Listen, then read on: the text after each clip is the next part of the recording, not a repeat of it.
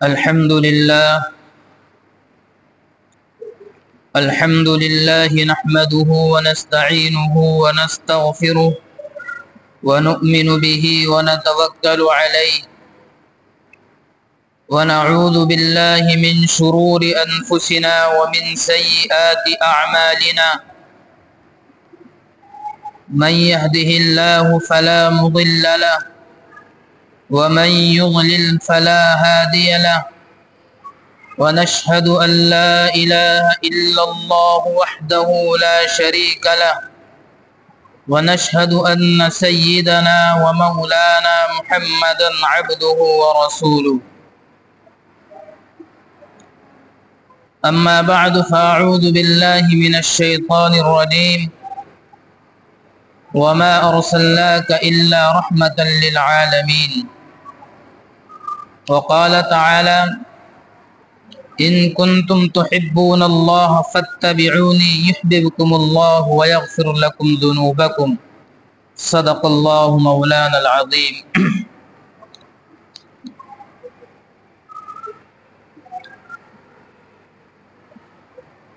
گزشتہ ہفتے اس بات کی طرف اشارہ کیا گیا تھا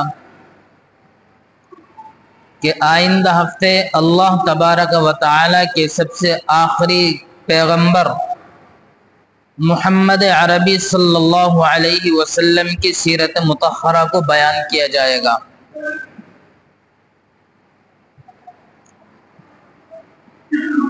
حضرت عیسیٰ علی نبینا وعلیہ السلام کی پیدائش کے تقریباً 570 یا 571 سال کے بعد آپ علیہ السلام پیدا ہوئے۔ جس وقت آپ علیہ السلام دنیا میں تشریف لائے اس وقت کا ماحول، اس وقت کا معاشرہ، اس وقت کی تہذیب اور تمدن بالکل جانوروں جیسا تھا۔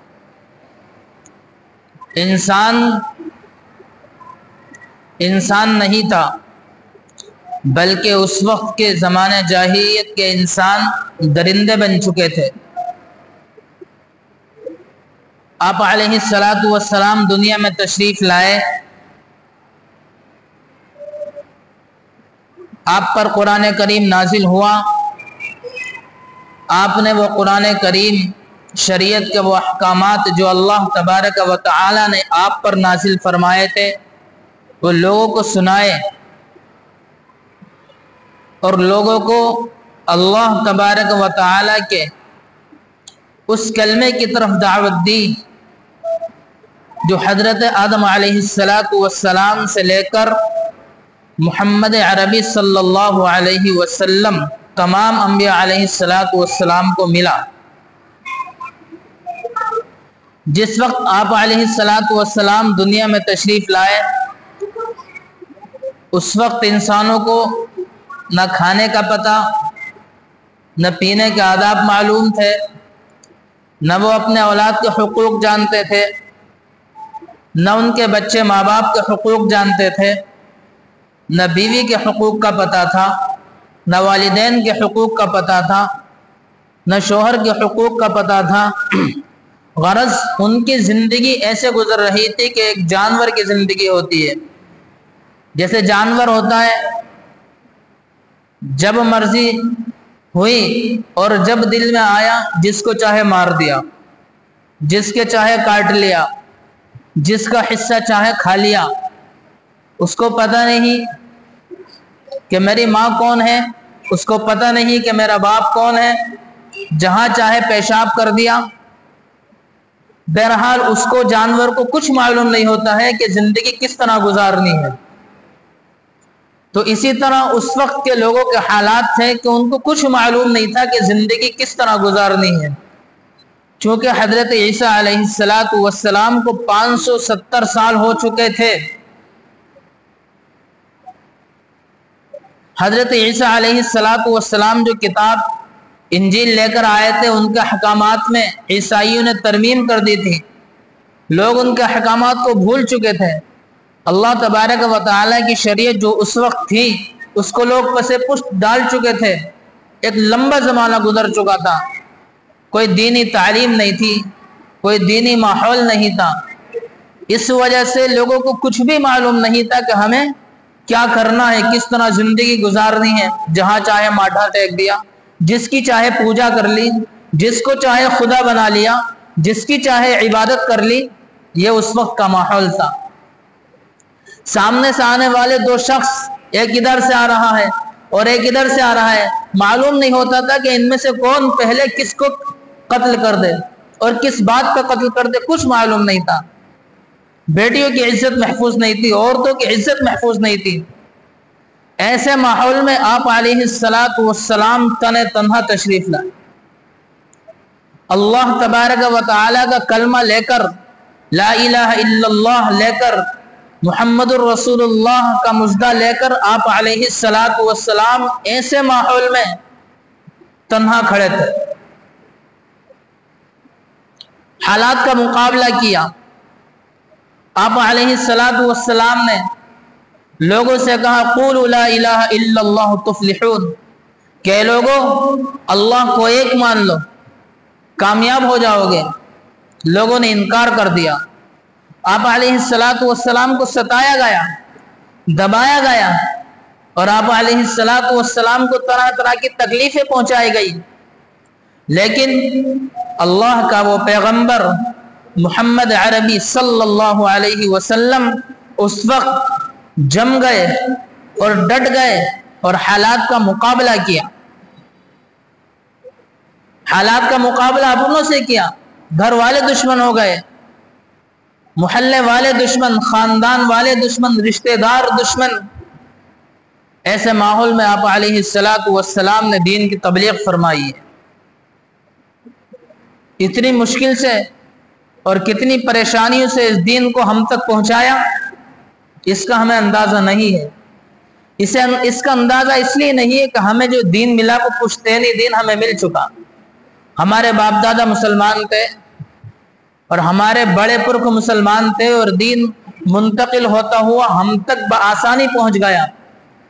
بغیر قربانیوں کے یہ دین، یہ اسلام، یہ شریعت، یہ قرآن ہم تک پہنچ گئی. اس لیے ہمیں اس کی اہمیت کا اندازہ نہیں ہے. اس کی اہمیت کا اندازہ ان لوگوں سے معلوم ہوگا جنہوں نے اس کے خاطر قربانیاں دی ہیں، جن صحابہ اکرام نے اس دین کے خاطر قربانیاں دی. لکھا ہے تاریخ میں کہ ایک صحابی فرماتے ہیں کہ جب میں اسلام نہیں لایا تھا، میں کفر کی دلدل میں پھنسا ہوا تھا، میں شرک کی دلدل میں پھنسا ہوا تھا.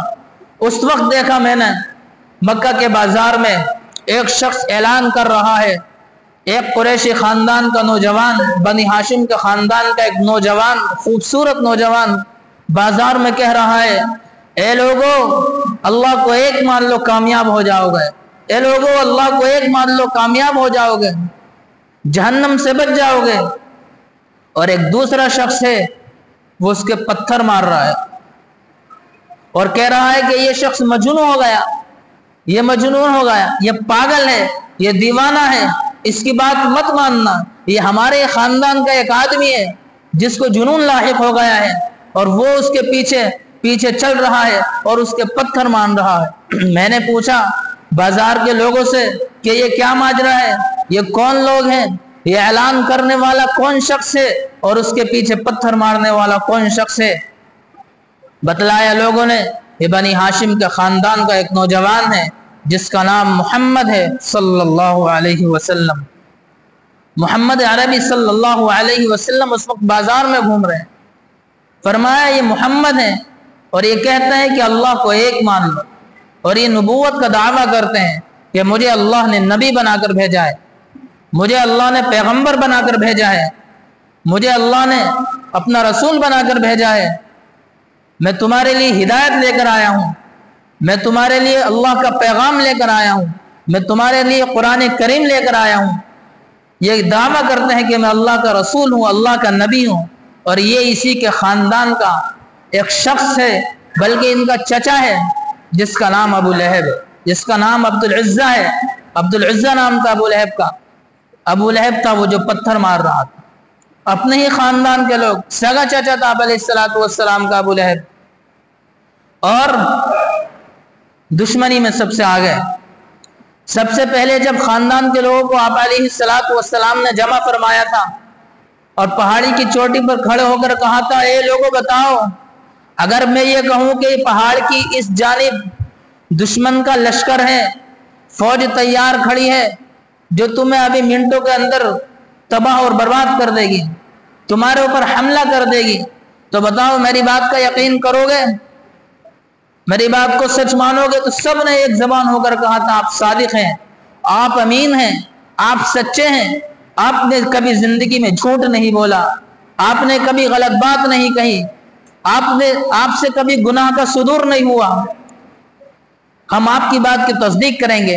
اگر آپ کہتے ہیں کہ ادھر دشمن کھڑا ہے اور ہم پر حملہ کرنے والا ہے تو ہم جو ہے سچ مانیں گے آپ کی بات کو اور اپنی فوج تیار کریں گے اور دشمن سے مقابلہ کرنے کے لیے تیار ہو جائیں گے۔ اس وقت آپ علیہ الصلوۃ والسلام نے کہا تھا کہ جب میری آپ اس بات کی تصدیق کرو گے تو میری اس بات کو بھی مانو کہ اللہ کا عذاب بہت قریب ہے، اور جو اپنے دشمنوں کو پکڑ لے گا۔ اللہ کو ایک مانو، اللہ ایک ہے، جنت بھی ہے، جہنم بھی ہے، قیامت برپا ہوگی، اس کے بعد ہم لوگوں کا حساب اور کتاب ہوگا۔ تو اس وقت ابو لہب کھڑا ہوا اور کہا، ارے اللہ کے دشمن، اے خاندان کے دشمن، تو ہمیں اس چیز کی طرف دعوت دینے کے لیے بلا رہا ہے؟ تو نے اس لیے بلایا ہمیں کہ ہم اللہ کو ایک مان لیں اور بددعائی الفاظ کہے تبا لک لہذا جماعتنا، تو ہلاک اور برباد ہو جائے، تو نے اس لیے جمع کیا تھا۔ تو اسی کے بعد آیت نازل ہوئی، سورت نازل ہوئی، تبت یدا ابی لہب وتب، کہ ابو لہب برباد اور ہلاک ہوگا۔ تو وہ جو سگا چچا، خاندان کا سگا آدمی، اس نے آپ علیہ الصلوۃ والسلام کی سب سے پہلے مخالفت کی۔ ایسے ماحول میں آپ علیہ الصلوۃ والسلام نے ایسی قربانیوں کے ساتھ ہمیں دین پہنچایا ہے۔ طائف کا واقعہ معلوم ہے آپ، مشہور واقعہ ہے، جب خاندان کے لوگوں نے آپ کی مخالفت کی، آپ کو ستانا شروع کیا، آپ کو دبانا شروع کیا، آپ کو تکلیفیں پہنچانی شروع کی، تو خاندان سے نکل کر، شہر سے نکل کر آپ علیہ الصلوۃ والسلام براور والے شہر میں پہنچ جاتے ہیں، اس ارادے سے کہ ہو سکتا ہے کوئی وہاں اللہ کا بندہ میری بات سن لے، ہو سکتا ہے کوئی اللہ کا بندہ ایسا ہو کہ جس کے دل میں میری بات اثر کر جائے اور وہ لوگ اسلام لے آئیں، وہ ایمان کو قبول کر لیں، وہ قرآن و کریم کو قبول کر لیں، اللہ کی بات کو مان لیں۔ آپ علیہ الصلوۃ والسلام اس ارادے سے طائف تشریف لے جاتے ہیں، وہاں کے سرداروں سے بات کرتے ہیں، وہاں کے ذمہ داروں سے بات کرتے ہیں، وہاں کے بڑے لوگوں سے اور خاندان کے بڑے لوگوں سے بات کرتے ہیں۔ تو کسی نے کچھ کہا اور کسی نے کچھ کہا، کسی نے گالیاں دی اور آپ علیہ الصلوۃ والسلام کو دھتکار دیا، کہا کہ تو ہی ملا ہے نبی کو بنانے کے لیے اللہ تبارک و تعالیٰ کو، کوئی اور دوسرا شخص نہیں ملا اللہ کو جس کو نبی بنا دیتے۔ کسی نے کچھ کہا اور کسی نے کچھ کہا اور بہت ہی برا سلوک کیا، یہاں تک کہ محلے کے اوباش اور بدماش قسم کے لڑکوں کو، لچے لفنگے لڑکوں کو آپ علیہ الصلوۃ والسلام کے پیچھے لگا دیا۔ اس وقت ان لوگوں نے آپ علیہ الصلوۃ والسلام کو اتنا ستایا کہ وہ لوگ پتھر مارتے تھے آپ علیہ الصلوۃ والسلام کے، اور آپ علیہ الصلوۃ والسلام مکہ مکرمہ کا رخ کیے ہوئے واپس آ رہے تھے، ان لوگوں نے آپ علیہ الصلوۃ والسلام کو ستایا اور پتھر مارنے شروع کیے، یہاں تک کہ پورا جسم خون کے اندر لہو لہان ہو گیا۔ آپ علیہ الصلوۃ والسلام کے جوتے مبارک، نعلین شریف، آپ علیہ الصلوۃ والسلام کے خون کے اندر تر ہو گئے، آپ علیہ الصلوۃ والسلام کے اندر چلنے کی طاقت نہیں رہی، بیٹھ گئے۔ لیکن ان کمینوں نے، ان ظالموں نے آپ علیہ الصلوۃ والسلام کو کھڑا کیا اور پھر چلایا اور پتھر مارے، آخر کار ایک باغ میں آپ علیہ الصلوۃ والسلام نے جا کر پناہ لی، تشریف لے گئے، وہاں بیٹھے، خادم ساتھ میں تھے، وہ پانی لے کر آئے، پانی پلایا، حضرت جبرائیل علیہ الصلوۃ والسلام فوراً تشریف لے آئے۔ حضرت جبرائیل علیہ الصلوۃ والسلام تشریف لائے اور کہا کہ اللہ کے رسول، یہ تمام ماجرا جو آپ کے ساتھ زیادتی ہوئی ہے، جو تکلیف پہنچائی گئی ہے، یہ تمام کا تمام اللہ تبارک و تعالی دیکھ رہے تھے اور وہ قادر مطلق ہے، وہ अलीमुम बिदातिस सुदूर है, वो सब कुछ जानता है, सब कुछ देखता है। वो देख रहा था और मुझे अल्लाह तबारक व तआला ने इन दो फरिश्तों को भेजा है जो पहाड़ पर मामूर हैं, जो पहाड़ की खिदमत करते हैं। पहाड़ को इधर से उधर करना है या पहाड़ के पत्थरों को तोड़कर गिराना है, जो काम होता है पहाड़ के ऊपर वो ये दो फरिश्ते करते हैं। और इन दो फरिश्तों को मेरे साथ में भेजा है। आप अलैहिस्सलातु वस्सलाम ये बताइए, अगर आप इजाजत दें तो एक पहाड़ इधर है दाहिनी तरफ, एक पहाड़ बाईं तरफ है, इन दोनों को मिला दिया जाए और ताइफ वाले पिस कर खत्म हो जाए, नेस्त नाबूद हो जाए। कुर्बान जाइए आप अलैहिस्सलातु वस्सलाम पर, आप अलैहिस्सलातु वस्सलाम की शफकतों पर, आपकी रहमतों पर। इसी को तो कुरान करीम ने फरमाया, वमा अरसलनाका इल्ला रहमतल लिल आलमीन, कि हमने आप अलैहिस्सलातु वस्सलाम को, नबी अकरम सल्लल्लाहु अलैहि वसल्लम को रहमत बनाकर भेजा, दोनों जहान की रहमत बनाकर भेजा, पूरी दुनिया के लिए रहमत बनाकर भेजा। आप अलैहिस्सलातु वस्सलाम ने जो जुमला इरशाद फरमाया वो तारीखी जुमला है, वो सुनने के लायक है। आप अलैहिस्सलातु वस्सलाम ने फरमाया कि अगर ये लोग ईमान नहीं लाते, अगर ये लोग अल्लाह के अहकामात को नहीं मानते, अगरचे इन्होंने सताया है, हो सकता है कि इनकी नस्लें ईमान ले आए, हो सकता है इनकी आने वाली नस्लें, इनके आने वाले खानदान, इनके औलाद ईमान में आ जाए, और अगर ये अब नेस्त नाबूद हो जाएंगे तो आने वाली नस्लें ईमान नहीं लाएंगी। कुर्बान जाइए आप अलैहिस्सलातु वस्सलाम की शफ़क़तों पर। तो आप अलैहिस्सलातु वस्सलाम ने इन मेहनतों के साथ, इन मशक्क़तों के साथ, इन कुर्बानियों के साथ दीन हम तक पहुंचाया। लेकिन अफसोस वही है जो रोना दुनिया का हर इंसान रो रहा है, हर मस्जिद से ये आवाज़ गूंज रही है, हर आलिम चीख चीख कर कह रहा है कि जो दीन हमें मिले था हमने उस दीन की परवाह नहीं की। हमारी तबलीग के साथी घर घर जाकर दरवाजे खटखटा खटखटा कर कह रहे हैं, ए अल्लाह के बंदो दीन की तरफ आ जाओ, ए अल्लाह के बंदो इस दीन को क्यों छोड़ दिया तुमने। हमारे नबी ने जिन कुर्बानियों के साथ दीन हम तक पहुंचाया, आखिर क्या वजह है, आखिर क्यों हमने दीन को छोड़ दिया? क्या हमें दीन पसंद नहीं है, ईमान पसंद नहीं है? दुनिया के अंदर सबसे कीमती दौलत ईमान है और हम इस दीन से दूर हो रहे हैं, इस ईमान से दूर हो रहे हैं। आप अलैहिस्सलातु वस्सलाम को तकलीफ होती है जब हम गुनाह करते हैं। आप अलैहिस्सलातु वस्सलाम ने अपनी जिंदगी में तकलीफें बर्दाश्त करके, मशक्क़तें करके, मेहनत करके, अपना खून बहाकर, अपना पसीना बहाकर, दुश्मनों से जंग करके, अपने दांत शहीद करके दीन हम तक पहुंचाया। उस वक्त तकलीफें बर्दाश्त की, लेकिन हमारा हाल यह है कि हम कब्र अतहर के अंदर भी आप अलैहिस्सलातु वस्सलाम को चैन की नींद सोने नहीं दे रहे हैं। हमारे गुनाह और हमारी ये गुनाहों वाली जिंदगी आप अलैहिस्सलातु वस्सलाम के सामने पेश की जाती है। कहा जाता है कि आपका ये उम्मती गुनाह कर रहा है, आपका फला उम्मती फला गुनाह कर रहा है। आप अलैहिस्सलातु वस्सलाम को कितनी तकलीफ होती हो, हमारे गुनाहों से कितनी तकलीफ होती होगी आप अलैहिस्सलातु वस्सलाम को। आपने जिंदगी में भी सुकून नहीं हासिल किया, लेकिन हमें तो चाहिए था दीन पर, ईमान पर, कुरान पर, शरीयत पर अमल करते और आप अलैहिस्सलातु वस्सलाम को सुकून पहुंचाते, आपकी राहत का इंतजाम करते, दुरूद शरीफ का एहतमाम करते। लेकिन न हमें दुरूद शरीफ का पता है, न कुरान करीम की तिलावत का पता है, न नमाजों का पता है। जिंदगी वही गुजर रही है जो मैंने अभी बतलाया। बहरहाल हम लोग इंसान हैं, ईमान से जुड़े हुए हैं। वो जुमला कुफ्फार के लिए मैंने बोला जानवरों वाला, लेकिन आपके लिए नहीं बोलूंगा। लेकिन जिंदगी का माहौल वही है, जिंदगी वही गुजर रही दीन से दूरी के साथ। हमें कुछ मालूम नहीं किसके क्या हक है, ईमान किसे कहते हैं। बहुत से लोग तो ऐसे कि जिनको जुमा के भी मालूम नहीं कि जुमा भी पढ़ना है या नहीं। तो जरूरत इस बात की है कि हम आप अलैहिस्सलातु वस्सलाम की शरीयत के मुताबिक जिंदगी गुजारें। हर खुशी और हर गम मनाने का आप अलैहिस्सलातु वस्सलाम ने तरीका बतलाया है। एक बात अर्ज कर दूं, वक्त तो अगरचे हो चुका है। आप अलैहिस्सलातु वस्सलाम की जो पैदाइश का दिन है, जो पैदाइश की तारीख है, मुफस्सिरीन ने लिखा है, उलमा ने लिखा है। बाज़ फरमाते 5 रबीउल अव्वल, बाज़ फरमाते हैं 2 रबीउल अव्वल, बाज़ ने फरमाया 12 रबीउल अव्वल, बाज़ ने फरमाया 8 रबीउल अव्वल। لیکن صحیح قول جو ہے جس پر اکثر علماء کا فیصلہ ہے، جس کو اکثر علماء نے مانا ہے، وہ 8 ربیع الاول ہے. جس کو اکثر علماء نے کہا کہ آپ علیہ الصلاۃ والسلام کی صحیح تاریخ وہ 8 ربیع الاول ہے.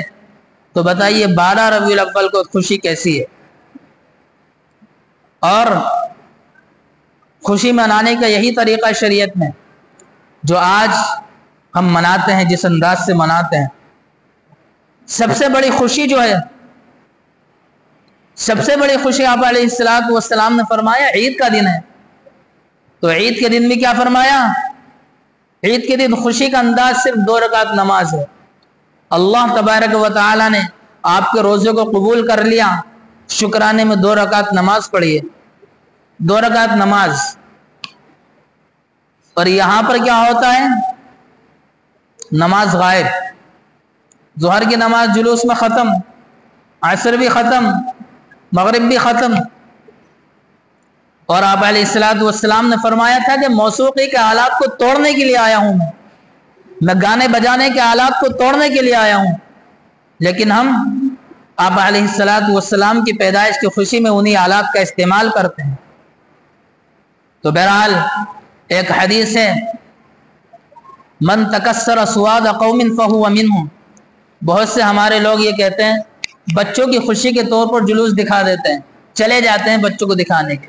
آپ علیہ الصلوۃ والسلام نے فرمایا کہ جو لوگ کسی قوم کی مجمع کو بڑھائیں، من تکسر سواد قوم، جو لوگ کسی قوم کے مجمع کو بڑھائیں، مجمع میں شرکت کریں، فہو منہم، وہ بھی انہی میں سے شمار ہوتے ہیں، انہی کا شمار انہی میں ہوتا ہے. یہ نہیں دیکھا جائے گا کہ ہم کس مقصد سے گئے، یہ دیکھا جائے گا مجمع میں کون کون لوگ آتے ہیں. اگر جوا 2 لوگ کھیلتے ہوں اور 10 برابر میں کھڑے ہوں اور پولیس آ جائے تو پولیس یہ نہیں پوچھتی جوا کون کھیل رہا ہے، پولیس سب کو پکڑ لیتی. مجمع میں جو شریک ہوتا ہے سب کو اوپر جرم کا ارتکاب کیا جاتا ہے، سب کو مجرم قرار دیا جاتا ہے. تو لہذا ایسی خرافات سے بچنا چاہیے، اہتمام کے ساتھ اور دین پر مضبوطی کے ساتھ عمل کریں. اور دوسری بات یہ ہے کہ جن لوگوں نے ابھی تک مسلم پرسنل لا بورڈ کو اپنی رائے نہیں بھیجی ہے، ای میل اور جی میل کے ذریعے وہ پہنچا دیں. آج کیا 13 تاریخ ہے، آج آخری دن ہے، آج 12 بجے تک آخری دن ہے. آج جن لوگوں نے نہیں پہنچایا وہ پہنچوائے تاریخ ای میل اور جی میل کے ذریعے. ہر گھر میں موبائل ہے، ہر بچے کے پاس موبائل ہے، گھر کی مستورات کے موبائل سے کرائیں، محلے میں محنت کریں، گھر گھر جا کر محنت کریں. تو لہذا وقت ہو چکا ہے. اللہ تبارک و تعالی ان چند باتوں پر عمل کرنے کی توفیق عطا فرمائے. وآخر دعوانا ان الحمد للہ رب العالمین.